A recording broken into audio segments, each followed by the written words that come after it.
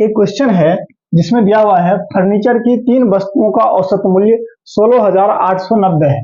ये औसत मूल्य है। औसत मूल्य क्या होता है? सभी वस्तुओं का मूल्य यानी कि वस्तु का मूल्य बटेगी वस्तु की संख्या, यानी कि औसत मूल्य दे दिया 16,890। यदि उनके मूल्यों का अनुपात, यहाँ अगर रेट का रेशियो दे दिया है, रेट का रेशियो 3 रेशियो का 5 रेशियो का 7, क्या अगर हम लोग उसको 3 से मल्टीप्लाई करें, उससे आसान ये हो जाएगा, इनको हम लोग क्या कर ले, औसत में निकाल ले।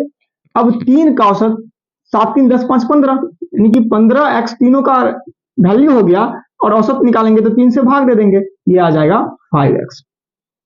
अब समझ लीजिए, यानी कि 5x का जो वैल्यू है वो आपका है 16,890, और कह दिया है तो सबसे सस्ती इन तीनों में सबसे कम किसका वैल्यू दिख रहा है? 3 दिख रहा है कि 5 दिख रहा है कि 7 दिख रहा है? तो 3 दिख रहा है, यानी कि 1x का वैल्यू हम लोग याद कर लिए, यहां आ जाएगा 16,890 बटे का 5, और 3 का वैल्यू निकालने के लिए 3 से गुना कर लिए।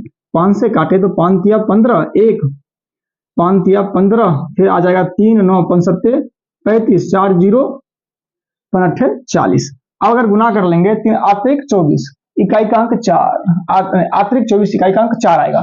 2 है, 8 है और 5 एक ही जगह है, ये